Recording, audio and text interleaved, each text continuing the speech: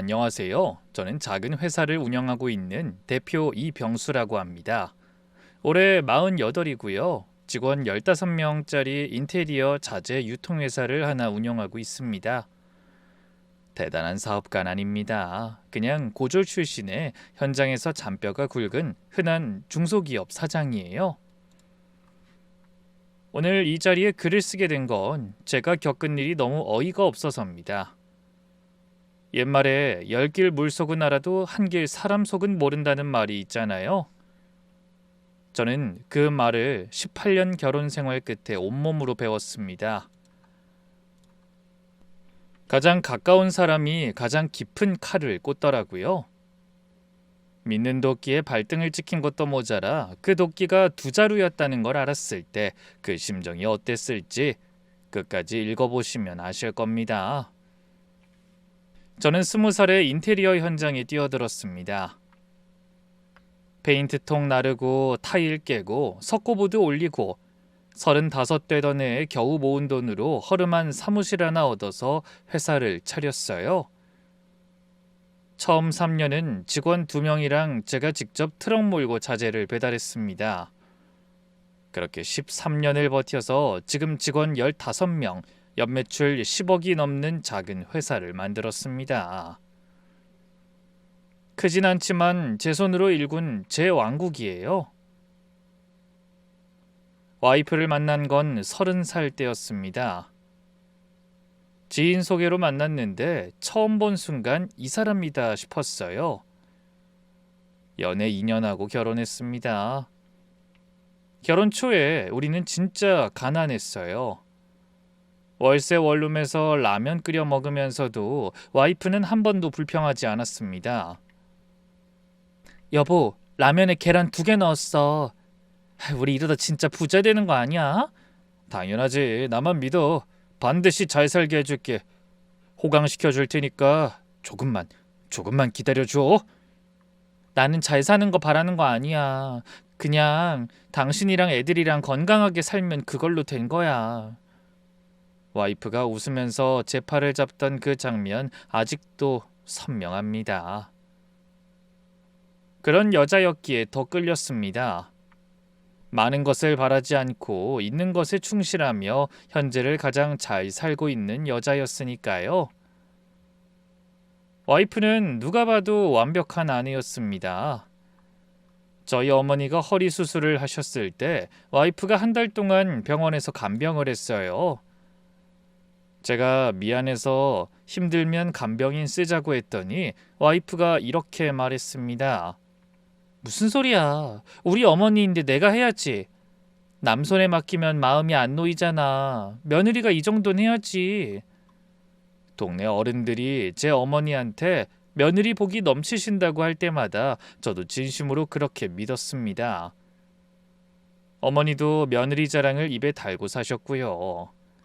그리고 와이프 이야기를 하면 장모님 얘기를 안 할 수가 없습니다. 장모님은 와이프를 혼자 키우신 분이에요. 혈육이 와이프밖에 없으시거든요. 그런 장모님이 우리 아이 둘을 초등학교 들어갈 때까지 직접 키워주셨습니다. 저도 와이프도 돈 버느라 바빴거든요. 게다가 당시 저희 어머니는 뇌출혈로 고생하는 아버지의 병수발을 들고 있어서 도움을 받을 수도 없는 상황이었습니다. 민준이 기저귀 갈고 작은 애 서연이 분유 타고 새벽에 열라면 업고 병원 뛰어가시고 아이들의 옷, 밥, 약, 유치원 등원까지 전부 장모님이 하셨어요. 장모님이 안 계셨으면 우리 부부는 아이를 키울 수가 없었습니다. 그래서 저는 장모님을 진심으로 제 어머니처럼 모셨어요. 장모님, 제가 번 돈은 장모님 덕분에 번 겁니다. 손주들 봐주시느라 장모님 청춘 다 바치신 건데 앞으로 제가 효도할게요. 어머, 사위가 무슨 효도야. 그런 말하면 오글거려서 못 듣겠다. 내 딸이랑 손주들 잘 챙기면 그게 효도지. 딴 거 없어. 장모님은 늘 이렇게 손사래를 치셨지만 저는 진심이었습니다. 명절 때마다 용돈도 챙겨드리고 건강검진도 제가 예약했어요. 그런 장모님이 몇 년 전 건강검진에서 암 진단을 받으셨어요. 입원하셔서 항암 치료를 받고 계셨는데 혈육이 와이프밖에 없으시니 와이프가 일을 그만두고 병수발을 들었고 병원비와 간병비는 전부 제가 댔습니다. 손주들 키워주신 은혜를 생각하면 당연히 해야 할 일이었죠. 그리고 와이프는 장모님 수발을 들며 아이들 뒷바라지까지 했습니다. 제 친구 민호도 항상 제 와이프를 칭찬했어요. 야, 이병수 너 진짜 복 받은 거다. 세상에 저런 여자가 어딨어. 어머니 간병이 애까지 키우고. 아이 그러니까 나도 그거 알아. 이 은혜 평생 갚아야지. 야, 네 와이프가 보물이다 보물. 절대 서운나게 하지 마라. 이런 와이프 놓치면 천벌 받는다. 민호가 이런 말을 할 때마다 저는 고개를 끄덕이며 동의했습니다. 그래서 와이프가 원하는 건 다 해줬습니다. 처음에는 돈 쓰기 어려워하며 원하는 걸 말하지 못하던 와이프였지만 이제는 물건 살 때도 저한테 다 말할 정도로 원하는 걸 말할 수 있게 됐죠. 저는 이 그림이 영원할 거라고 생각했습니다. 그런데 결혼 12년, 13년 차쯤부터 와이프가 조금씩 달라지기 시작했습니다. 처음엔 말투가 좀 날카로워진 정도였어요. 피곤해서 그런가 보다 했습니다. 그런데 시간이 갈수록 점점 심해졌습니다. 여보, 그 서연이 학부모 상담 같이 가줄까? 당신이 가서 뭐해? 학교 얘기는 아무것도 모르면서. 괜히 가서 앞에 앉아있으면 선생님도 불편하고 나도 창피하잖아. 아니 그래도 아빠가 한 번쯤은. 됐어, 내가 알아서 한다니까. 당신은 현장밖에 모르잖아. 학교 가서 무슨 말을 하게? 공부 얘긴 할 줄 아는 것도 없으면서. 아이 그래도 상담은 부모가 같이 가는 게. 아이 됐다고. 오히려 방해야 방해. 그냥 회사나 신경 써. 이런 말을 들을 때마다 가슴이 철렁했지만 내가 실제로 바쁘긴 하니까 와이프가 다 떠맡아서 힘든 거겠지 하며 넘겼습니다. 게다가 이제껏 와이프가 매번 갔었으니 더 익숙하고 잘할 거라는 생각도 들었었죠. 한 번은 서연이가 9살 때 초등학교에서 그림 대회 상을 받았어요. 신이 나서 뛰어와서 제게 보여주는데 와이프가 중간에 끼어들었습니다. 시연아, 아빠한테 말해봤자 학교 이름 몰라. 엄마한테 보여줘. 아빠한테도 보여주고 싶었는데. 됐어, 이리 와. 아빤 바쁜 사람이야. 서연이가 시무룩하게 와이프한테 갔을 때 전 한마디도 못했습니다. 애들 앞에서 엄마를 면박주고 싶지도 않았고 아내의 말에 가시 같은 게 돋아있는 느낌이라 조심하자고 했어요. 나중에 서연이 방에 가서 몰래 상장을 들여다봤는데 서연이가 그림 그린 제목이 우리 가족이었습니다. 아빠, 엄마, 오빠, 자기 4명이 손잡고 있는 그림. 그 그림을 보면서 가슴이 먹먹했어요. 나중에 와이프 몰래 서연이에게 맛있는 걸 사주며 용돈도 주고 칭찬도 듬뿍 해줬더니 아주 좋아하더군요. 아내가 힘들어하는 것처럼 보여 아내가 쉬고 싶어 하거나 원하는 게 있으면 뭐든 들어줬어요. 그럼 다시 예전처럼 돌아오지 않을까 싶었거든요. 그런데 어느 날 밤 11시쯤 자다가 목이 말라 일어났는데 와이프가 없었습니다. 거실에 나가보니 베란다 문이 살짝 열려있고 와이프가 낮은 목소리로 통화를 하고 있더라고요. 응, 알았어. 그건 내가 처리할게. 조금만 기다려. 다 계획대로 되고 있으니까 걱정 마. 내가 다 알아서 할게. 잠결인데다가 별다른 생각이 없었어요. 물을 마시는데 와이프가 거실로 들어오다가 절 보더니 잠깐 멈칫하더군요. 누구한테 전화한 거야 이 시간에? 엄마. 요즘 잠이 안 오신다고 해서 통화 좀 했어. 장모님이 이 시간에? 병원에 그렇게 늦게 전화해도 되는 거야? 진동으로 해놨는데 무슨 상관이야. 게다가 요즘은 늦게 주무셔. 나이 드시니까 수면 패턴이 바뀌셨나 봐. 그런데 왜 이렇게 일일이 따져? 엄마한테 전화하는 것도 보고해야 해?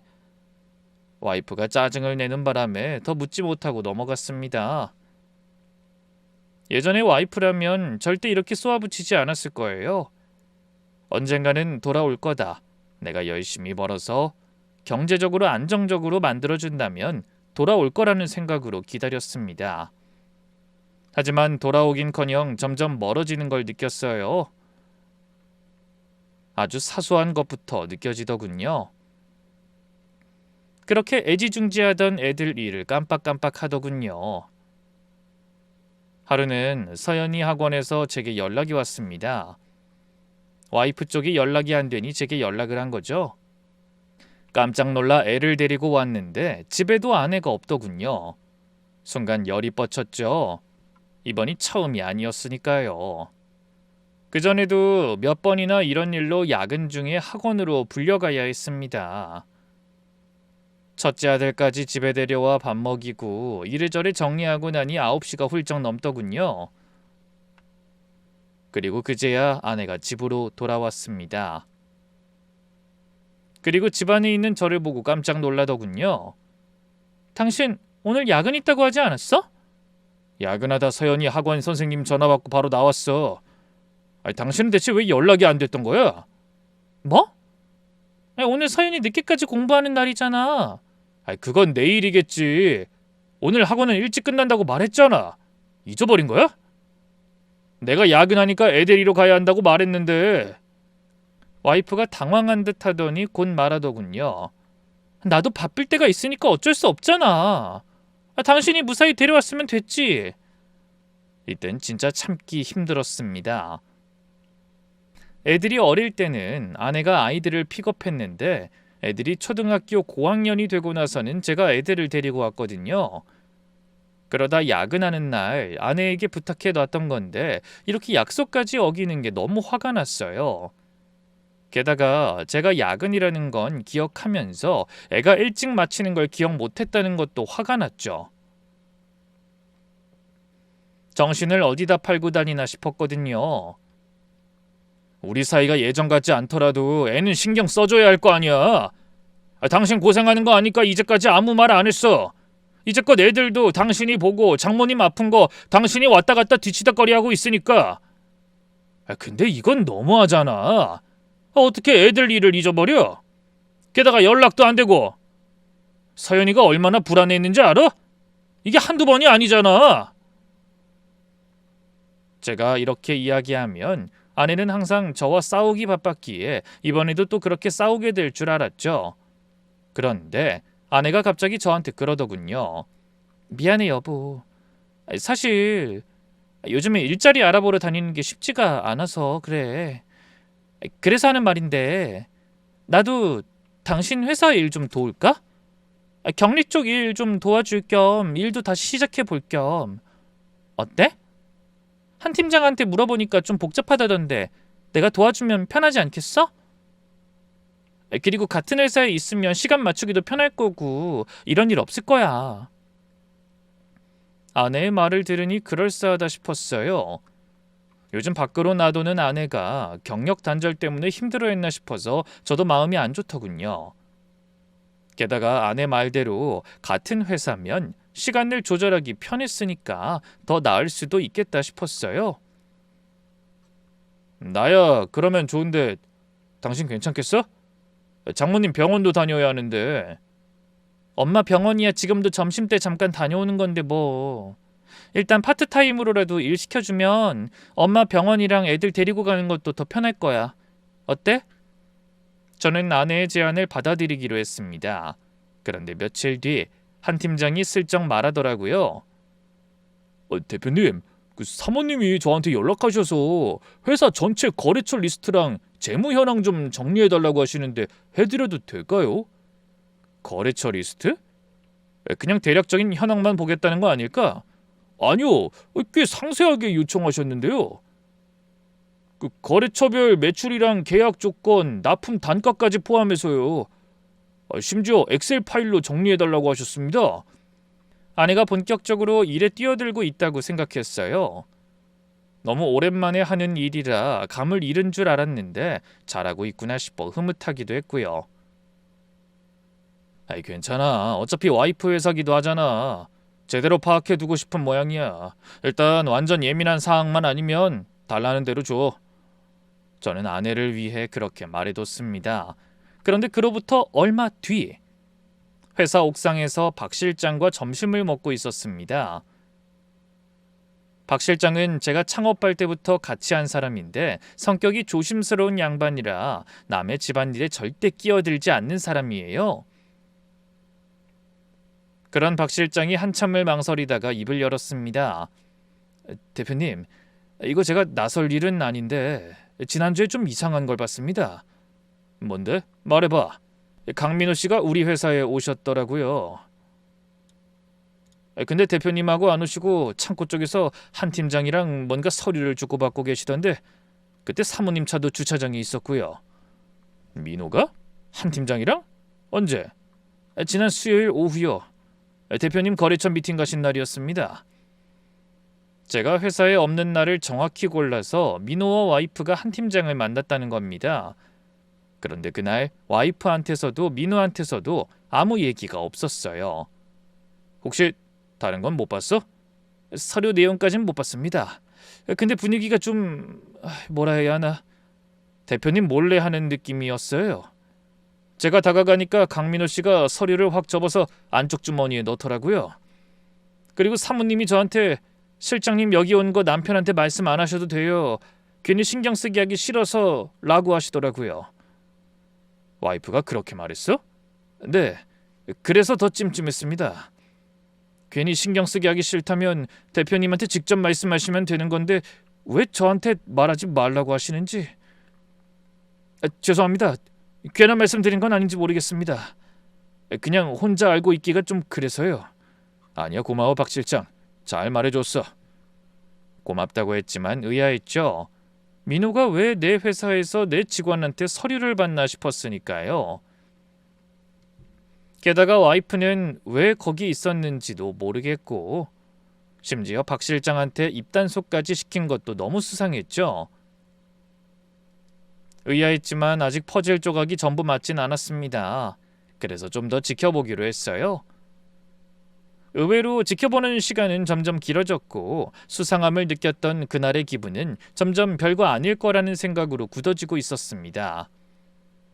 그런데 어느 평범한 목요일 제가 바라지 않던 일이 터진 거죠. 오후 3시쯤 회사 화장실에서 큰일을 보고 있었어요. 칸막이 안에서 조용히 앉아 있는데 화장실 문이 열리면서 2명이 들어왔습니다. 발소리와 목소리로 한 팀장과 최들이라는 걸 바로 알았어요. 수도꼭지를 틀어놓고 둘이 대화를 시작하는데 그 내용이 제 심장을 멈추게 했습니다. 아이, 팀장님 그거요. 대표님 와이프가 몰래 준 건데 저한테 왜 맡기는 거예요? 아이, 솔직히 저 무섭습니다. 야, 목소리 좀 낮춰. 여기 사무실이야. 사모님이 사무실에 못 두겠다고 대표님 눈에 안 띄는 사람이 갖고 있으라고 한 거라니까. 근데 이거 USB가 2개잖아요. 저 호기심에 하나 좀 봤는데 영상 파일이 들어있고 다른 하나는 뭔가 서류 스캔 같은 것도 있던데 대체 뭐에 쓰려는 건지. 영상 슬쩍 봤는데 대표님이 나오시던데요. 야, 열어보지 말랬잖아. 그냥 보관만 하라고. 사모님이 때 되면 달라고 할 거래. 근데요 팀장님, 이거 뭔가 찜찜한 거 아닙니까? 대표님 몰래 이런 걸 맡기는 게 정상이에요? 우리가 월급 받는 게 대표님한테 받는 건데 이거 양심이 좀. 그래서 나도 밤에 잠이 잘 안 와. 넌 고작 영상이겠지만 난 회사에 관련된 문서라서 걱정이 더 많다. 어떻게 거절하냐? 대표님 와이프랑 그분이잖아. 그분이요? 강 사장님? 강 사장님이랑 사모님이 같이 부탁하신 거예요? 조용히 해 임마. 그래, 강 사장님이 사모님한테 꼭 믿을 수 있는 사람한테 맡기라고 했다는데 사모님이 너 찍은 거야. 대표님이랑 접점이 적은 사람이라고. 이거 진짜 저 이런 거에 끼고 싶지 않은데요. 나도 마찬가지야. 근데 이미 받은 거 어떡해. 그리고 맨입으로 하는 것도 아니잖아. 너도 돈 받았지? 그러니까 아무 말 말고 일단 갖고 있어. 문제 생기면 그때 생각하자. 심장이 얼어붙었습니다. 와이프와 민호가 같이 내 직원한테 뭔가를 맡겼다고요. 그것도 저 몰래. 칸막이 안에서 손으로 입을 막고 숨을 참았습니다. 숨소리가 새어나갈까봐 코로도 못 쉬었어요. 심지어 미친 듯이 뛰는데 목소리가 밖에까지 들릴 것 같아서 가슴을 눌렀습니다. 두 사람이 나간 뒤에도 한참 동안 일어날 수가 없었습니다. 다리에 힘이 없었어요.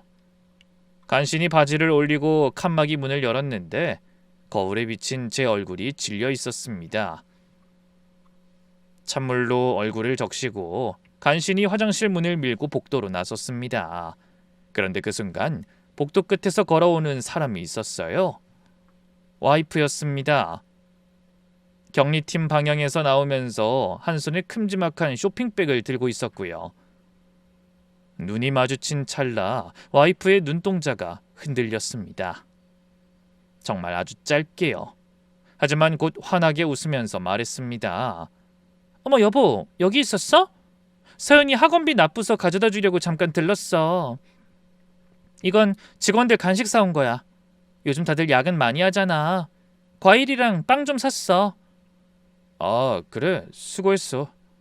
왜 그래 여보? 안색이 안 좋은데 어디 아파? 점심 잘못 먹었어? 아니야, 좀 체한 것 같아서. 별거 아니야. 에이, 점심 뭐 먹었길래 그래? 뭐 저녁에 죽 끓여줄까? 호박죽 해줄까? 전복죽 해줄까? 아니야, 괜찮아. 좀 쉬면 나아질 거야.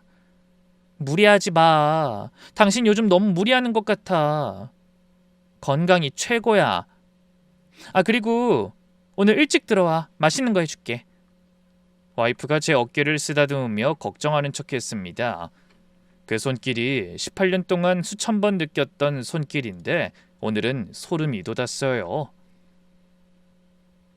등을 돌렸을 때 손에 땀이 흥건했습니다. 방금 화장실에서 들은 건 돈 문제가 아니었어요. USB, 영상 파일과 서류, 그리고 와이프와 민호가 같이 움직이고 있다는 사실. 이게 어떤 건지 도무지 감이 잡히지 않았어요. 하지만 제게 한동안 소홀했던 아내가 갑자기 제게 잘해주기 시작한 것과 저희 회사에 관심을 가지게 된 것이 우연이 아닐 거라는 생각이 들었습니다. 그리고 방금 나를 걱정하는 척한 그 웃음, 그 손길이 전부 연기였다는 생각이 들자 토할 것 같았어요. 무거운 몸을 이끌고 퇴근 후 집에 돌아왔습니다. 서연이가 현관에서 뛰어나와 안겼어요. 아빠, 오늘 보드게임 하자. 엄마는 맨날 바쁘다고 안 해주잖아. 그래, 아빠랑 하자. 민준이는 방에서 나와 고개만 까딱 인사했습니다. 이 사춘기 녀석이라 말수가 적었어요. 하지만 저는 이 녀석이 속으로 아빠를 따른다는 걸 압니다. 와이프는 부엌에서 능숙하게 저녁을 차리면서 물었어요. 나 집에 돌아오고 회사에 별일 없었어? 응, 별일 없었어. 늘 하던 대로지 뭐. 그래, 별일 없는 게 최고야. 아, 참, 나 내일 엄마 병원 가야 해서 좀 일찍 나갈게. 검사 결과 나오는 날이거든. 그래? 장모님 좀 어떠셔? 많이 힘드시지? 요즘 좀 안 좋으셔. 병원비도 좀 더 나올 것 같은데. 걱정 마. 돈은 내가 다 낼 테니까. 그 장모님 치료에 아끼면 안 되지. 고마워 여보. 와이프가 밥상을 차리면서 웃었습니다. 그 고마워라는 말이 진심인지 아닌지 분간이 안 되더라고요. 밥을 떠넣는데 넘어가지 않았습니다. 코끝에 된장찌개 냄새가 나는데 이 냄새가 18년 동안 저녁마다 맡아온 우리 집 냄새인데 그날은 낯설었어요. 아이들이 잠든 뒤 거실 소파에 앉았습니다. 새벽 2시까지 머릿속을 정리했어요. 친구 민호가 장모님 수발을 들며 제 회사에서 일하는 제 아내와 연관될 일이 뭐가 있나 짚어봤지만 생각나는 게 아무것도 없었습니다. 하지만 두 사람 간의 접점은 분명히 존재했고 어딘가 이상한 직원들을 이용한 뒷공작이 있다는 것도 명확했죠. 그렇지만 여기서 감정이 휩쓸려 와이프를 추궁하거나 민호한테 달려가면 끝이라는 걸 알았어요. 증거가 흩어지고 오히려 제가 불리해집니다. 그래서 결심했습니다. 아무것도 모르는 남편을 연기하자. 끝까지 참자. 다음날 새벽 고교 선배인 정 변호사한테 문자를 보냈습니다. 선배, 만나야 할 것 같습니다. 이틀 뒤 정 변호사를 만났습니다. 이혼이랑 가사소송 전문으로 하는 분인데 제 고교 선배예요. 상황을 처음부터 끝까지 다 말했더니 커피잔을 내려놓고 한참을 듣고 나서 입을 열었습니다. 병수야, 내가 직접 그 서류와 영상을 본 건 아니지만 네 얼굴이 나오는 영상을 들고 있었다면 짐작가는 건 한 가지뿐이야. 전형적인 이혼 소송 사전 공작. 사실 이런 경우가 생각보다 꽤 많거든. 선배의 말에 저는 너무 놀랐습니다. 이혼이라니 생각도 해본 적 없는 일이었어요. 이혼 소송이요? 선배 무슨 소리예요? 와이프가 이혼을 준비하고 있다고요? 아이 들어봐. 네 와이프가 하고 있는 짓 패턴이 딱 맞거든. 하나씩 짚어줄게. 첫째, 남편이 아이들한테 소리 지르거나 부부싸움하는 장면을 몰래 촬영해서 맥락 없이 편집하는 거야. 법정에다 남편이 폭력적이라 아이들한테 위험하다고 증거로 내밀려고 하는 수법이야. 그게 통해요? 편집을 잘하면 통하는 경우도 있어. 그 와이프가 30분, 1시간 동안 집요하게 짜증을 유발해놓고 남편이 참다 못해 폭발하는 몇 초만 잘라내면 보는 사람 입장에선 남편이 갑자기 미친 듯이 화를 내는 것처럼 보이거든. 판사도 사람이라 영상을 보면 인상이 안 좋아지지. 두 번째는 아이들한테 아빠가 무섭지? 아빠한테 맞은 적 있지? 이런 식으로 유도 질문을 반복하는 거야. 아이들이 혼란스러워지다가 결국 응 하고 대답하면 그걸 양육권 재판에서 아이들 진술이라고 내미는 거지. 아이 선배, 설마 애엄마가 애들한테 그런 짓을... 자, 저 들어봐. 세 번째는 회사 재산을 정확히 파악하는 거야. 이혼할 때 재산 분할을 극대화하려면 남편 재산이 얼마인지 정확히 알아야 하잖아. 네 와이프가 갑자기 격리를 도와주겠다고 한 게 딱 이거 같단 말이지. 거래처별 매출, 계약 조건, 납품 단가까지 요구했다며. 그건 회사 도우려는 게 아니라 재산 목록을 만드는 거라고 보는 게 맞지 않을까? 그럼 거래처 정보는 왜... 거기서 네가 말한 민호라는 놈이 등장하는 거지. 건축 설계한다고 했지? 네 인테리어 자재 거래처 정보를 가져가면 자기 사업에 바로 붙일 수 있어. 단가 정보까지 있으면 네 거래처한테 더 싸게 제안해서 빼앗을 수도 있고. 병수야, 그놈이 와이프한테 이혼을 부추기면서 회사 핵심 정보까지 빼오라고 시킨 거 아닐까? 이상하잖아요, 선배. 와이프가 대체 왜 민호한테 그 자료를... 거기까지 생각하던 제가 순간 한 단어를 떠올렸습니다. 제 얼굴에서 그 단어가 뭔지 읽어낸 선배가 먼저 선수치더군요. 아직 단정은 짓지 마. 근데 정황상 네 짐작대로 불륜 가능성이 높아. 병수야, 네가 지금 해야 할 건 딱 하나야. 증거 확보. 합법적으로. 네가 먼저 폭발하면 오히려 와이프가 원하는 그림이 완성되는 거야. 네가 소리 지르고 물건 던지고 그 장면을 또 녹화하면 게임 끝이야. 혹시 그거 말고 또 의심되는 정황은 없어? 전혀요. 그냥 장모님 병수발로 힘들어서 그런 거라고만 생각했어요.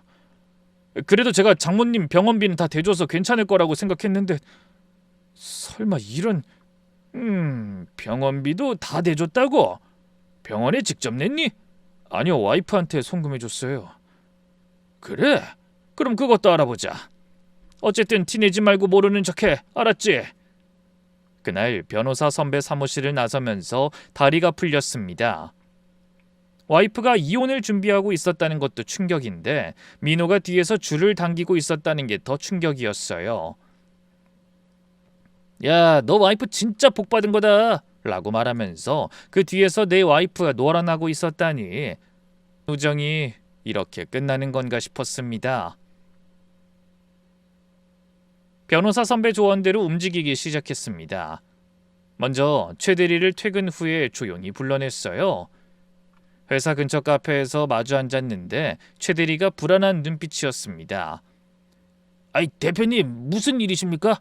혹시 저 잘못한 거 있습니까? 아니야, 잘못한 거 없어, 최 대리. 편하게 얘기하자. 나도 사장이기 전에 사람이야. 요즘 업무 외에 부담되는 거 있으면 말해도 돼. 무슨 일이 있더라도 난 최 대리의 상사니까 자네를 지켜줄 거야. 최 대리, 나도 눈치가 아주 없는 사람은 아니야. 요즘 자네 표정이 좀 어두워서 걱정은 됐어. 최 대리가 한참을 고민하다가 양손으로 얼굴을 감싸더니 결국 울먹이면서 꺼내기 시작했습니다. 대표님, 죄송합니다. 정말 죄송합니다. 사모님이 USB를 2개 맡기셨어요. 하나는 영상 파일이 들어있고 다른 하나는 회사 재무제표랑 거래처 계약서 사본이 들어있습니다. 영상이 뭔데? 자네가 본 거 말해줘. 괜찮아. 제가 궁금해서 집에서 좀 봤는데요. 집에서 촬영한 것 같았어요. 핸드폰으로 몰래 찍은 거예요. 대표님이 아이들한테 소리 지르시는 장면, 장모님이랑 말다툼하시면서 테이블을 치시는 장면, 이런 것들이 짧게 잘려져 있었습니다. 근데 앞뒤가 없고 대표님이 화내시는 부분만 딱딱 잘려 있어서 뭔가 이상했어요. 가슴이 덜컥 내려앉았어요.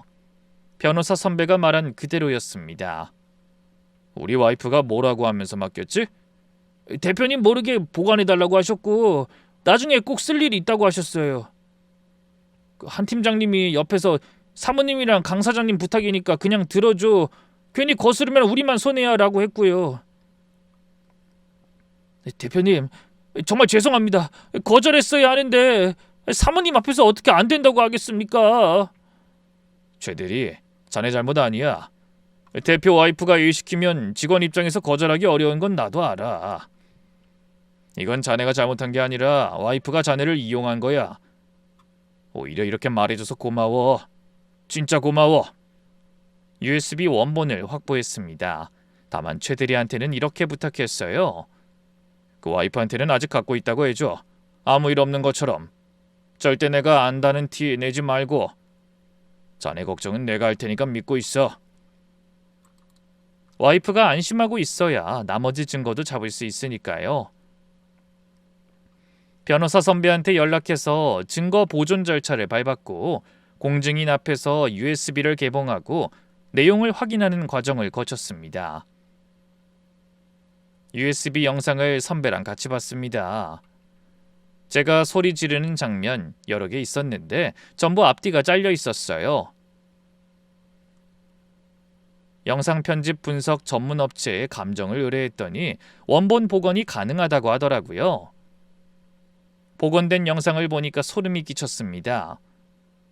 제가 소리를 지르기 전에 와이프가 30분 넘게 집요하게 짜증을 유발한 장면이 고스란히 남아 있었어요. 당신 나랑 애들한테 관심은 없어? 어쩜 이렇게 나한테 다 맡겨두고 당신 혼자만 편하게 지내? 솔직히 회사만 키우면 뭐해? 사람이 교양도 없고 가방끈도 짧은데. 남들이 알까봐 무섭다 무서워. 아이들이 당신 닮을까봐 걱정이야 진짜. 공부도 못하고 눈치도 없고 이러다 진짜 고졸이라도 될까봐 걱정이라고. 야, 그만 좀 해라. 왜 자꾸 그런 식으로 말해? 뭐? 사실을 말한 건데 뭐가 기분 나빠? 고졸이 뭐 대단한 거라고 자존심을 차려? 그 작고 작은 회사가 소중한 모양인데 그거 진짜 별거 아니잖아. 그만하라니까 좀! 그만해! 야, 넌 도대체 뭐가 모자라서 이 난리야? 내가 뭘 못해줬는데? 말해보라고! 사람 속 뒤집어지기 전에! 영상에서 제가 폭발하는 건 딱 이 마지막 3초뿐이었습니다. 그 앞에 30분은 딱 잘라내고요. 와이프는 의도적으로 저를 자극해서 폭발시킨 다음 그 순간만 골라 저장한 거였어요. 편집 흔적이 명백하다는 감정 보고서가 나왔습니다. 회사 재무 서류는 한 팀장을 따로 불러서 경위서를 확보했고요. 한 팀장도 양심에 찔렸는지 와이프에게 넘긴 서류 목록을 전부 털어놨습니다. 동시에 합법적으로 흥신소를 통해 와이프와 민호의 관계를 확인했습니다. 선배가 공개된 장소에서의 촬영은 판례상 문제가 없다고 했거든요. 2주 만에 결과가 나왔는데 와이프와 민호가 낮 시간에 민호 사무실에서 만나는 장면, 같이 식사하면서 손을 잡고 웃는 장면, 식당을 나서면서 허리를 감싸는 장면, 차 안에서 포옹하는 장면까지 찍혀 있었습니다. 사진을 보는데 손이 떨렸어요. 친구와 18년을 함께 산 아내가 내 뒤에서 이러고 있었다는 게 현실인지 악몽인지 분간이 안 되더라고요. 민호 그 개자식이 나를 농락하려던 건지, 제가 아내에게 사준 차 안에서 쓰레기 같은 짓을 하는 걸 보니 정말 구역질이 나는 기분이었습니다. 그걸 보고도 아내와 대화하는 건 정말 고역이었어요. 아무렇게 행동할 수 없을 정도였으니까요. 그런데 여기서 무너지면 안 되니까 오히려 더 열심히 연기를 했습니다. 여보, 요즘 서연이가 아빠 보고 싶어 하더라. 주말에 가족 나들이 갈까? 놀이공원 어때? 무슨 소리야. 서연이 공부해야 할 시점이거든? 가더라도 나중에 내가 데리고 갈게. 당신은 그냥 일에만 신경 써. 애들 말고. 일에만 신경 쓰라는 말이 그제야 걸리더군요. 저를 아이들의 육아에서 빼버리고 애들이 저를 적대시하도록 만들려는 것처럼 보였으니까요. 자기는 착한 엄마고 저는 나쁜 엄마로 만들려고 하는 것처럼 보여서 열이 받았어요. 그래도 아 그래 하며 넘겼죠. 어찌됐든 숨겨야 했으니까요. 그 이후 선배의 조언대로 장모님 병원비를 확인했어요. 제가 와이프한테 준 병원비와 간병비를 역추적해봤더니 실제 병원에 납부된 금액이 제가 준 금액보다 훨씬 적었습니다.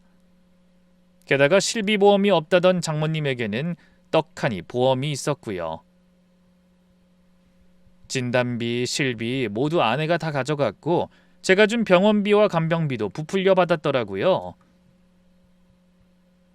실비와 진단금으로 받은 돈과 제가 준 병원비 차액이 와이프 개인 계좌로 빠져서 거기서 다시 민호한테 송금된 내역이 왔어요. 암투병 중인 친정엄마 치료비를 중간에서 빼돌려서 불륜남한테 갖다 바친 겁니다. 정말 시간이 지날수록 집에서 와이프를 보는 건 고역이었습니다. 그러던 어느 주말 저녁이었습니다. 와이프가 친구 모임 간다며 외출한 틈에 아이들이랑 셋이서 치킨을 시켜 먹었어요. 그날은 공부도 다 접고 놀기로 했죠. 서연이가 닭다리를 뜯으며 제잘제잘하고 민준이도 평소보다 편한 표정이었습니다. 그때 민준이가 콜라를 내려놓더니 갑자기 말했어요. 아빠, 나 할 말이 있는데. 뭔데? 좀 꺼내기 어려운 건데. 괜찮아. 아빠한테 못할 말 없잖아. 천천히 말해봐. 민준이가 한참을 뜸을 들이다가 입을 열었습니다. 엄마가 나한테 계속 이상한 말을 해. 한두 번이 아니라 몇 달째야. 이상한 말? 아빠가 혹시 소리 지르거나 무섭게 하면 엄마한테 바로 말하라고 했어. 아빠가 엄마한테 손 찍어만 적 있냐고도 물어봤고. 근데 아빠 나한테 한 번도 그런 적 없잖아. 한 번도. 민준아. 그거 말고도 있어. 그 민호 삼촌 있잖아. 엄마가 나한테 민호 삼촌 좋지라고 물어보고 민호 삼촌이 아빠보다 잘 놀아주지? 이런 것도 물어봤어.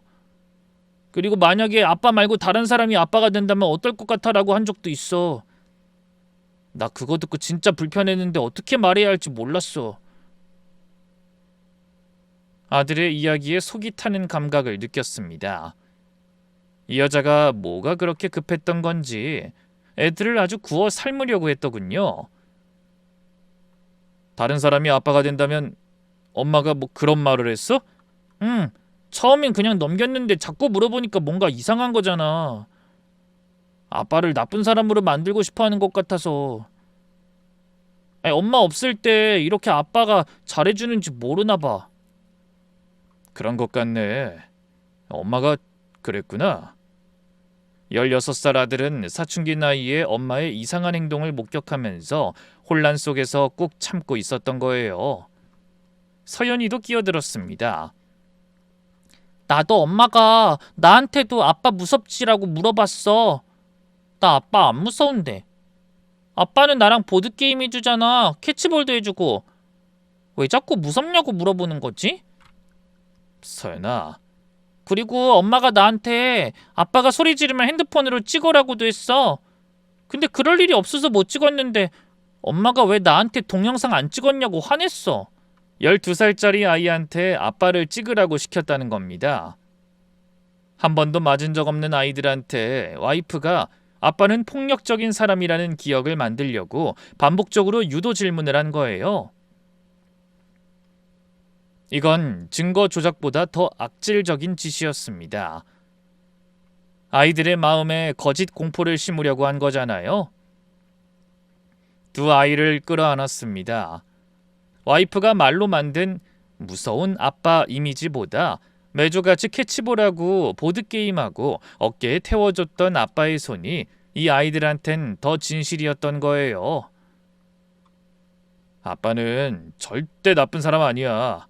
아빠가 너희한테 미안한 건 있어도 너희를 해친 적은 한 번도 없어. 그건 아빠가 맹세할 수 있어. 우리도 알아. 근데 너무 이상해서 물어본 거야.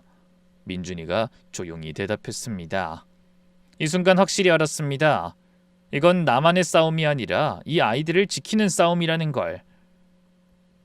준비를 마쳤습니다. 선배가 이혼 소장, 위자료 청구서, 영업비밀 유출 관련 내용 증명까지 전부 준비해뒀어요. 아이들은 미리 친한 지인의 집에 맡겨놨고요. 와이프한테 전화했습니다. 여보, 오늘 집에 일찍 와. 할 이야기 있어. 무슨 얘기? 저녁에 약속 있는데. 약속 취소하면 안 될까? 중요한 일이라서 그래. 알았어. 대신 빨리 끝내줘야 해. 와이프가 귀가했을 때 거실 테이블 위에 물건을 하나씩 올려놨습니다.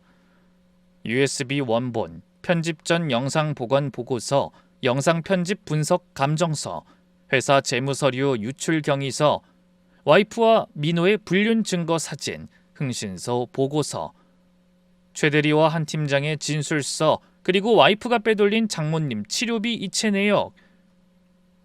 와이프가 테이블 위를 보는 순간 얼굴이 단계별로 변했습니다. 의아함, 당황, 경악, 그리고 창백. 이게 뭐야? 당신이 모를 리가 없는데. 이게 어떻게 여기 있어? 당신이 직원한테 몰래 맡긴 거. 이제 몰래가 아니지만 와이프의 손이 떨리기 시작했습니다. 그리고 당신이 만든 영상 편집 전 원본이 전부 복구됐어. 당신이 30분 넘게 나를 미치도록 자극해놓고 내가 소리 지르는 3초만 잘라서 저장한 거 다 나왔어. 당신이 나 자극시킨 거. 여보, 이건 오해야. 내가 설명할 수 있어. 오해? 뭐가 오해야? 불륜 사진을 테이블 위에 밀었습니다. 와이프와 민호가 손을 잡고 있는 사진, 민호가 와이프 허리를 감싸는 사진, 차 안에서 포옹하는 사진. 내 친구랑 이러는 것도 오해야? 그럼 변명해봐. 들어줄게. 얼마나 참신한 변명을 할지 드러나보자. 여보, 제발. 이건 그게 아니야. 들어준데도 말을 못하네. 자, 그럼 이건 이체 내역을 밀었습니다. 내가 장모님 치료비로 보낸 돈이야.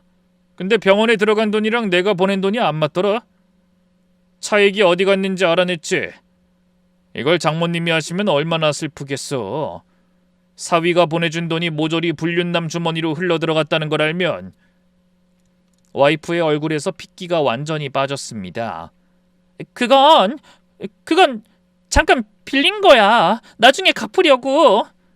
갚고 안 갚고가 중요한 게 아니잖아 지금. 그 돈이 불륜남한테 간 게 문제라고. 불륜남. 저는 와이프의 카톡 캡처를 내밀었습니다. 오빠, 이혼하면 양육권 내가 가져가고 재산 반 이상 받을 수 있대. 영상만 잘 만들면 돼. 거래처 정보는 내가 한 팀장한테 뺏어 줄 테니까 사업 준비해. 이거 당신이 민호한테 보낸 거잖아.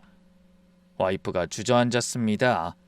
나를 폭력남으로 만들려고 아이들한테까지 거짓말까지 시켰잖아. 엄마라는 인간이 한 번도 맞은 적 없는 애들한테 아빠가 때리면 말해라. 아빠를 핸드폰으로 찍어라? 서연이가 12살이야, 12살! 그 애한테 그런 짓을 시켜? 당신 진짜 사람이야? 와이프가 울기 시작했습니다. 하지만 전 멈추지 않았어요. 당신 도대체 언제부터 이렇게 망가진 건데? 대체 언제부터 이 집이, 이 가족이 돈 뜯어낼 돈주머니로 보인 거야? 대답해봐! 당신한테 나랑 함께 산 세월은 도대체 뭐였어? 내 신뢰에 대한 보답이 이거야? 난 적어도 당신한테 충실하려고 애썼어. 당신한테도 장모님한테도 애들에게도 다 원하는 거 해주려고 노력했다고. 그런데 당신이 왜... 와이프가 바닥에 무릎을 꿇은 채 울었지만 대답은 하지 못했습니다. 한참을 울던 와이프가 겨우 고개를 들었습니다. 이건 다 오해야. 아이들을 위해서 그런 거라고. 당신이 너무 바쁘니까 내가 다 짊어지고 살았잖아. 내가 얼마나 힘들었는데. 아이들을 위해서? 아이들한테 아빠를 나쁜 놈으로 세뇌시키는 게 아이들을 위한 거야? 민호 삼촌이 아빠보다 낫지? 이게 아이들을 위한 말이야?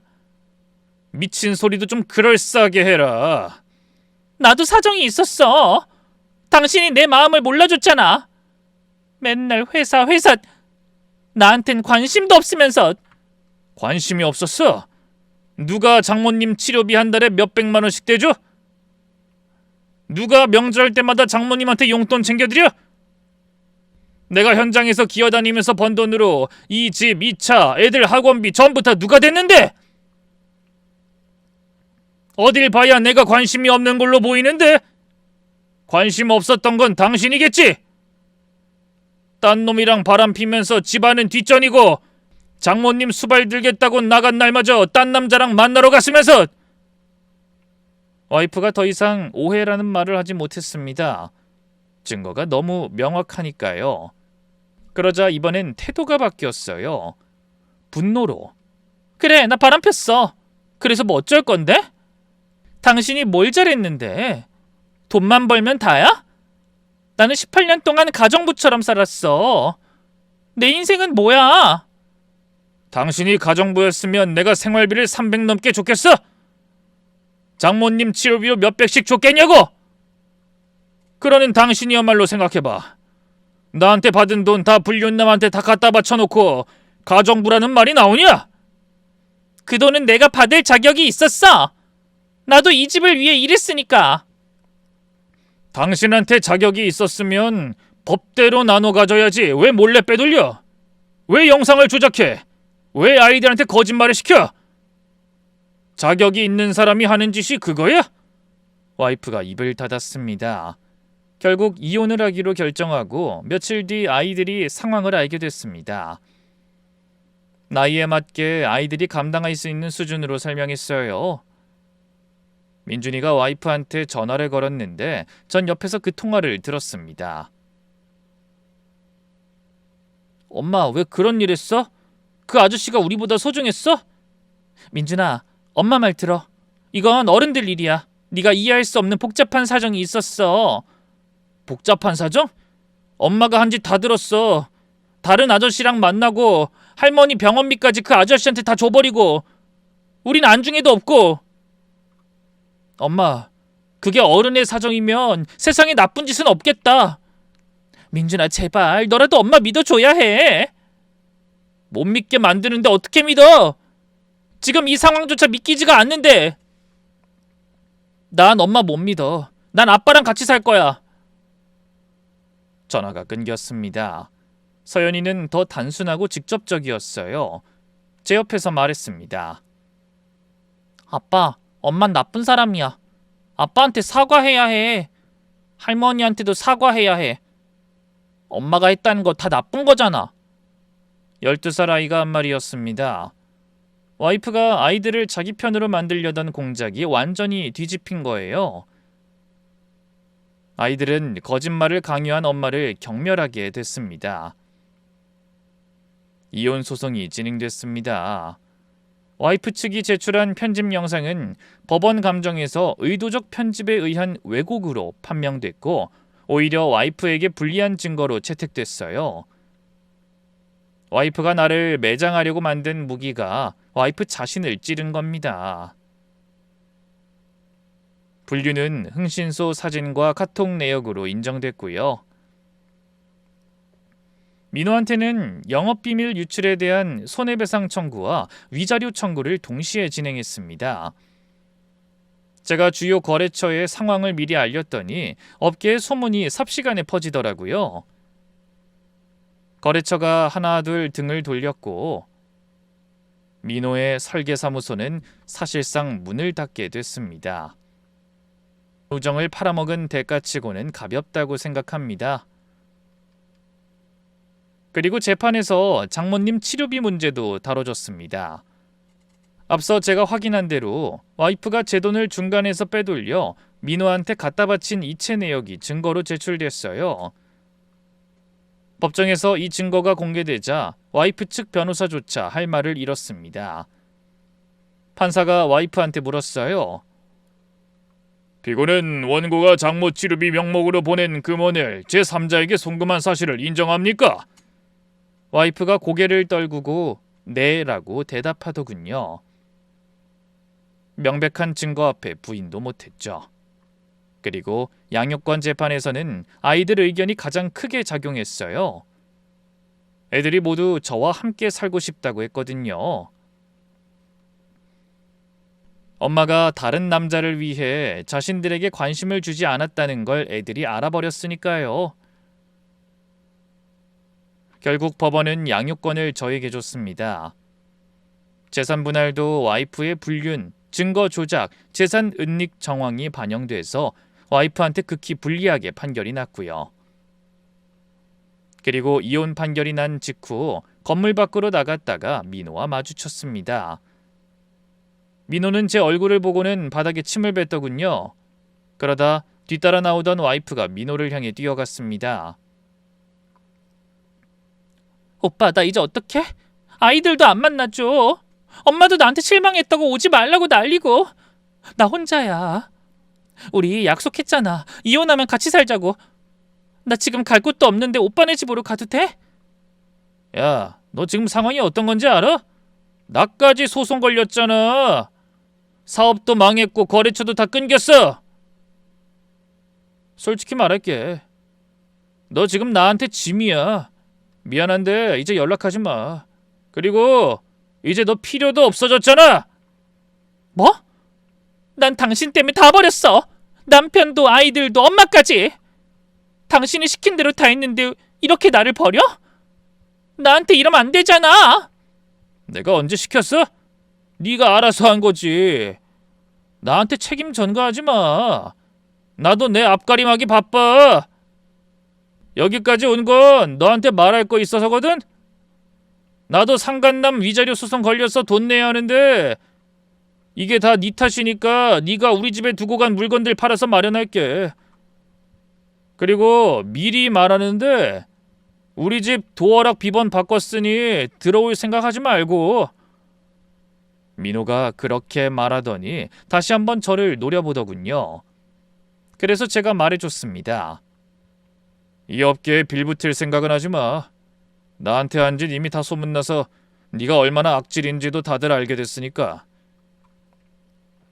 저를 노려보고는 아무 말 못하고 자리를 뜨더군요. 와이프는 애절하게 민호에게 매달리며 달려갔지만 뒤도 돌아보지 않고 내빼는 그의 모습을 보며 코웃음을 쳤습니다. 그렇게 죽고 못 살더니 불리하니까 입 싹 닫고 도망가는 꼴을 보니 너무 통쾌했거든요. 이혼이 확정된 뒤 아내와 모든 연을 끊을 생각이었지만 딱 하나는 유지하기로 했습니다. 일이 이 지경이 됐지만 장모님은 우리 아이들을 초등학교까지 키워주신 분이었으니까요. 새벽에 열나는 손주를 업고 병원을 뛰어다니신 분, 그 은혜를 와이프의 잘못 때문에 없었던 걸로 할 수는 없었습니다. 그래서 이혼 후에도 장모님이 나으실 때까지 치료비와 간병비를 지원하기로 했어요. 더 이상 해야 할 일이라고 생각했습니다. 그런데 세상 일이 뜻대로 되지 않더군요. 장모님이 딸의 불륜과 이혼 소식을 아시게 됐어요. 숨길 수가 없었습니다. 사위가 대주는 병원비를 빼돌려서 불륜남한테 갖다 바쳤다는 것까지 아시고 장모님이 엄청난 충격을 받으셨어요. 손주들을 직접 키우며 사위를 아들처럼 믿으셨던 분이었어요. 아들이 있으면 이런 든든한 기분일 거라며 좋아하셨는데 하나뿐인 딸이 그 사위를 배신한 것도 모자라 자신의 병까지 불륜의 알리바이와 불륜에 쓸 돈을 마련하는 데 쓰였다는 걸 알게 되셨거든요. 이혼 후 장모님 병원비에 보태라며 돈을 전해주러 들렀을 때 때마침 와이프가 있더군요. 병실 안에서는 고성이 오가고 있었습니다. 너 대체 어떻게 하려고 이러니? 어떻게 처가에 이렇게 잘하는 남편을 두고 바람을 피워? 사위가 네 엄마 살리겠다고 주는 치료비까지 빼돌리고? 내가 널 그렇게 키웠어? 내가 널 그따위로 키웠냐고? 너 때문에 난 부끄러워서 손주들 얼굴도 못 보게 생겼어. 엄마는 대체 누구 편이야? 난 민우 씨하고도 헤어졌어. 엄마라고 부르지 마 이거사. 반성이라곤 전혀 안 하는 걸 보니 기가 찬다. 네가 사람이야 짐승이야? 어떻게 은혜를 입고도 원수로 갚아? 누가 은혜를 입었는데? 내가 결혼하고 고생한 건 생각도 안 하지? 네 남편은 고졸로 회사 세울 때까지 고생 안 했겠어? 처자식 먹여 살리느라고 병든 장모까지 걷어주던 착한 사람을 어떻게 이렇게... 아이 됐어. 앞으로 찾아오지 마. 너랑 이야기하면 내 명만 줄어드는 기분이니까. 결국 암투병 중이던 장모님은 그 충격을 이기지 못하셨어요. 상태가 급격히 나빠지셨고 결국 얼마 지나지 않아 돌아가셨습니다. 장모님 장례식에 저는 아이들을 데리고 갔습니다. 상주인 와이프 옆에 서진 않았지만 이미 남남이라도 장모님은 제 은인이셨으니까요. 민준이와 서연이가 할머니 영정 앞에서 엉엉 울었습니다. 어린 서연이가 영정 사진을 붙잡고 우는데 장례식장이 울음바다가 됐습니다. 저도 장모님 앞에서 절을 올리며 속으로 말했어요. 장모님, 손주들은 제가 잘 키우겠습니다. 걱정 마세요. 장모님 은혜는 평생 잊지 않겠습니다. 와이프는 장례식 내내 구석에서 울었습니다. 처음에는 조문객들 앞에서 저를 노려보며 중얼거렸습니다. 이게 다 네 탓이야. 네가 이혼하자고 안 했으면 엄마가 이렇게 안 됐어. 네가 죽인 거야. 남 탓하지 말고 네가 한 짓이나 생각해. 애들이 왜 널 등졌다고 생각해? 그걸 모르면 죽을 때까지 장모님이 왜 돌아가셨는지 모를 거다. 결국 빈소를 지키는 와이프의 눈이 초점을 잃고 허공을 헤매더라고요. 조문객이 와도 인사를 못하고 혼잣말처럼 중얼거렸습니다. 아무도 와이프를 위로하지 않았어요. 그 자리에 있던 모든 사람이 다 알고 있었으니까요. 남편도 잃고 아이들도 잃고 친정엄마도 잃고 불륜 상대에게마저 필요 없다며 버려진 와이프 곁에 이제 더 이상 아무도 남지 않았습니다. 그 비참한 최후를 아이들에게 보여주고 싶지 않아 후다닥 나와버렸죠. 그러던 어느 날 와이프가 제 회사 앞에 찾아왔습니다. 박 실장이 먼저 알려줬어요. 대표님, 전 사모님이 밖에 계십니다. 만나시겠습니까? 잠시 고민하다가 나갔습니다. 주차장에서 와이프를 봤는데 불과 한두 달 사이에 사람이 완전히 변해 있었어요. 볼이 푹 꺼지고 눈 밑에 짙은 그늘이 져 있고 옷도 구겨져 있었습니다. 여보, 아니 당신 나 할 말 있어. 난 할 말 없어. 돌아가. 제발 한마디만. 나 잘못했어. 진짜 잘못했어. 내가 미쳤었어. 그놈이 작정하고 나를 속이려고 해서 내가 속아 넘어간 거야. 제발 한 번만 기회를 줘. 아이들한테 다시 엄마가 될 수 있게 해줘. 나 이제 정말 아무도 없어. 엄마도 돌아가셨고 민호도 날 버렸고 당신이랑 아이들밖에 없는데 제발. 와이프가 울면서 제 소매를 잡았지만 곧 뿌리쳤습니다. 기회는 당신이 직접 버렸어. 18년을 줬는데 그걸로 모자랐으면 180년을 줘도 모자랄 거야. 그리고 아이들, 당신이 엄마 노릇을 하고 싶으면 아이들이 먼저 원해야지. 근데 당신이 그 애들한테 한 짓 때문에 그 애들이 당신을 원하지 않아. 그건 내가 막는 게 아니야. 당신이 만든 결과라고. 제발 나 좀 살려줘. 당신밖에 없어. 진짜 당신밖에 없다고. 당신밖에 없다는 말 민호한테도 했지? 그 말이 진심이었으면 나한텐 안 했어야지. 돌아가. 난 이제 당신 남편 아니야. 돌아서서 회사로 들어갔습니다. 뒤에서 와이프가 주차장 바닥에 주저앉아 우는 소리가 들렸지만 뒤돌아보지 않았습니다. 아이들을 지키겠다고 한 약속을 지키는 게 여자를 동정하는 것보다 중요하니까요. 진실을 말할 때는 아무것도 기억할 필요가 없다라는 말이 있습니다. 제 와이프는 너무 많은 거짓말을 했고 결국 그 거짓말의 무게에 스스로 무너졌습니다. 남편을 속이고 아이들을 이용하고 어머니의 생명줄까지 끊어서 불륜남에게 바쳤지만 그 모든 것이 업보가 되어 자신에게 돌아왔습니다.